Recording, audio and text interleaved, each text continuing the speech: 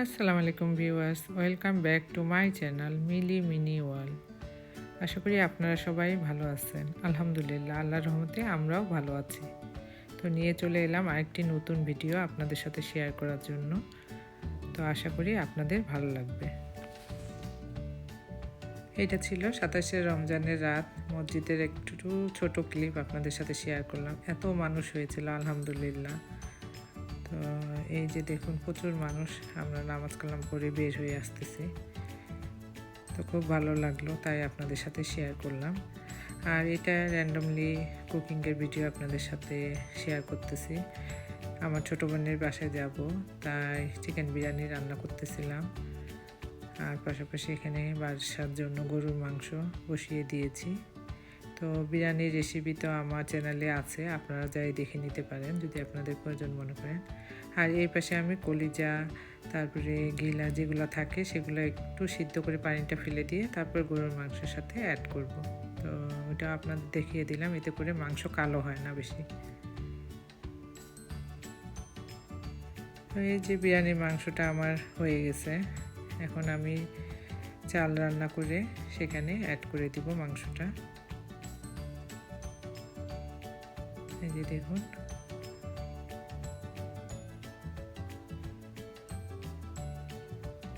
আসলে দেখতে দেখতে আল্লাহর রহমতের মাস কীভাবে যে চলে গেল। আল্লাহ আমাদের সবারই সকল গুনাহ মাফ করা তৌফিক দান করো। আর এখানে ডিম নিয়ে এসেছিলাম, 60টা ডিম, 60 ডিম এর একটা প্যাকেট। তো আমার ছেলেকে বললাম একটু তুলে রাখতে ফ্রিজে, আর কিছু সিদ্ধ করতে দিয়েছি বিরিয়ানির সাথে খাওয়ার জন্য। এই তো চালটা প্রায় 75% সিদ্ধ হয়ে এসেছিল, সেই পর্যায়ে আমি মাংসটা অ্যাড করে দিলাম।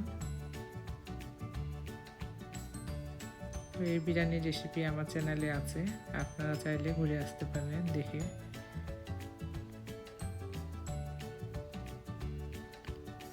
আমি একটু বেরেস্তা অ্যাড করে দিচ্ছি। আমি সচরাচর ভাজা বেরেস্তাটাই ইউজ করি, এতে করে আমার জন্য ইজি হয় সব কিছু।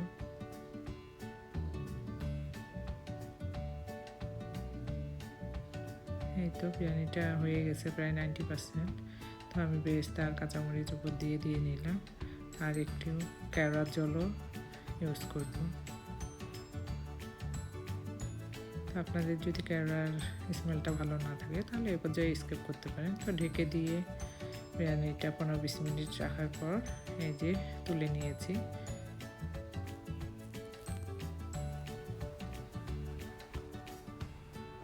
তো ঈদের জন্য ঘি তৈরি করার জন্য আপনাদের আরেকবার বাটার দিয়ে কিভাবে ঘি তৈরি করতে হয় সেটা দেখিয়ে দিচ্ছি। আনসল্টেড বাটার নিয়েছি আমি এখানে 3টা প্যাকেটের আমি করব, একটু বেশি করে।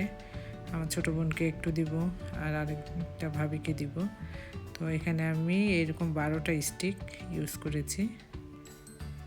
তো আমি সবগুলোই একসাথে চড়িয়ে দিয়েছি, বড় একটা ডেচকিতে বসিয়ে দিয়েছি। তো এটা আধা ঘন্টা লাগবে। আর এই পর্যায়ে আমার ছোটো মেয়ে হেল্প করতেছিল বাটারটা খোলার জন্য। তো এই যে দেখুন, আমি সবগুলোই বসিয়ে দিয়েছি। তো আমার 20 থেকে 25 মিনিট লাগবে এই বাটারটা হতে। তো আমি এইভাবে বসিয়ে রেখে দিব, আর চুলার আঁচটা কমিয়ে দিয়েছিলাম। তো দেখুন, যখন ঘিটা হয়ে আসবে এইরকম একটা কালার হয়ে আসবে একদম। আর স্যান্টে তো পুরো আপনি বুঝতেই পারবেন যে ঘিটা কেমন হয়েছে। তো অনেক সুন্দর হয়। আর ভালো কোম্পানি, ভালো মানের ঘি বাটার নিলে ঘিটা আরও বেশি ভালো হয়। তো এই ঘিটা আমার অনেক ভালো হয়। আমি বিজেস থেকে নিয়েছি বাটারটা। তো আমি ঘিটা হওয়ার পরে সঙ্গে সঙ্গেই বয়মগুলোতে ঢালে নিই না, একটু ঠান্ডা করেছি, আধা ঘন্টার মতো রেখে দিয়েছিলাম চুলা থেকে নামিয়ে। তারপরে ঠান্ডা হওয়ার পরে আমি জারে ঢেলে নিচ্ছি। তো এই যে দেখুন কত সুন্দর। আমি প্রায় এই ঘিটা করি, কারণ আমার ছোটো মেয়ে পছন্দ করে খিচুড়ি দিয়ে খেতে, এমনি খেতে। সচরাচর তো রান্নার কাজে লাগেই ঘি।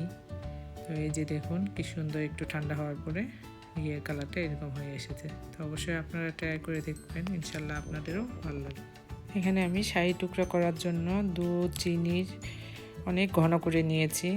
তো আমার ছেলে খেতে চেয়েছে, শাহি টুকরা খাবে, আগে থেকে বলছে। তো এই জন্য আমি করতেছি, তা আপনাদের সাথে ভাবলাম শেয়ার করি, এটা আপনাদের ঈদে কাজে লাগতে পারে ডিজার্ট হিসেবে। তো আমি পাউরুটিগুলো চারিপাশে কেটে নিয়েছি, তারপরে কণাকাটি করে কেটে নিয়েছি। তো অনেকেই শাড়ি টুকরা করার সময় চিনি শিরা আলাদা করে করে মিষ্টির জন্য, তো আমি আলাদা না করে একসাথে দুধের সাথে ঘন করে নিয়েছি। এটা আমার কাছে বেশি ভালো লাগে, শিরায় ডুবিয়ে আবার দুধ উপর দিয়ে দেওয়া মালাই সেটার থেকে। তো এই তো একটা কড়াইতে আমি ঘি অর্ধেক আর অর্ধেক হচ্ছে ভেজিটেবল অয়েল দিয়ে ব্রেডগুলো সুন্দর গোল্ডেন কালার করে ভেজে নেব। তো এই প্রসেসটা আপনারা ঘি দিয়েও করতে পারেন পুরোটায়, তা আমি পুরোটা ঘি দিয়ে না করে অর্ধেকটা ভেজিটেবল অয়েল ইউজ করেছি, অর্ধেকটা ঘি। তো এটা সুন্দর করে গোল্ডেন কালার ভাজার পরে অবশ্যই আপনাদের টিস্যুর উপরে এটা তুলে নিতে হবে, কারণ ব্রেডে যে এক্সেস তেলটা থাকে সেটা টিস্যুটা টেনে নেবে। তো এতে করে ওই যে ঘিয়ের একটা গন্ধ বা তেলের একটা স্মেল থাকে সেটা অনেকটাই কমে আসে, আর তেলতিও লাগে না খাবারটা খেতে। তো আপনারা অবশ্যই টিস্যুর উপরে ভেজে তুলবেন, এরকম গোল্ডেন কালার করে ভেজে তুলবেন। তারপরে সব ব্রেডগুলো এইভাবে ভেজে নেওয়ার পরে ঠান্ডা করে আমি দুধের যে শিরাটা তৈরি করে রেখেছি সেটার সাথে দিয়ে দেব। তো আমি একটা ভালো ছড়ানো পাত্রে সব ব্রেডগুলো ছড়িয়ে নিয়েছি, আর তার উপর দিয়ে ঘন চিনি দিয়ে দুধ জাল দেওয়া ঘনত্বটা ঢেলে দিব। আর সেখানে আমি বাদামও ইউজ করেছি, কাজু বাদাম পেস্তা বাদাম ইউজ করেছি। তো এইভাবে বিছিয়ে দিবেন, এটা ঠান্ডা হলে বেশি আরও খেতে বেশি ভালো লাগে। তো এখন গার্নিশিংয়ের জন্য আমি উপর থেকে পেস্তা বাদাম গুঁড়ো করে নিয়েছিলাম, পেস্তাসু, সেইগুলো ছড়িয়ে দিচ্ছি। এটা দেখতেও যতটা ভালো লাগবে খেতেও অনেক ভালো লাগে। তো এই তো বেশ হয়ে গেল মজাদার শাহী টুকরা। আপনারা ঈদে অবশ্যই এই ডিজার্টটা রাখতে পারেন, অনেক ভালো লাগে। এরপরে আমরা সেদিনকে বিকালে আমার ছোটো বোনের বাসায় ইফতারের আয়োজন করেছিল, কারণ আমার বড় মেয়ে এসেছে, আমার ছেলে এসেছে। সে অনেক দিন ধরে বলতেছে যে আপু আসো, ইফতারের আয়োজন করতেছি। তো এই ঘরোয়াভাবে আমাদেরকেই বলেছিল খালি, আমরা গিয়েছিলাম, সবাইতে হেল্প করতেছে ওর খালামুনিকে।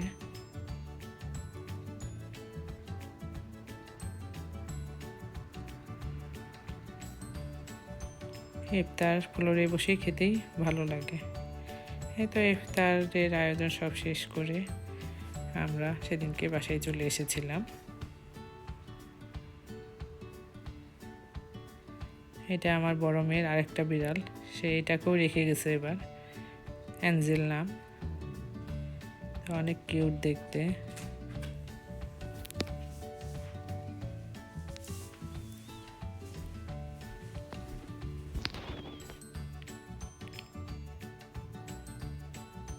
আজকে 8ই এপ্রিল, তো সূর্যগ্রহণ হবে আমাদের এখানে, তো সেটারই ব্রডকাস্ট CNN দেখতেছিলাম।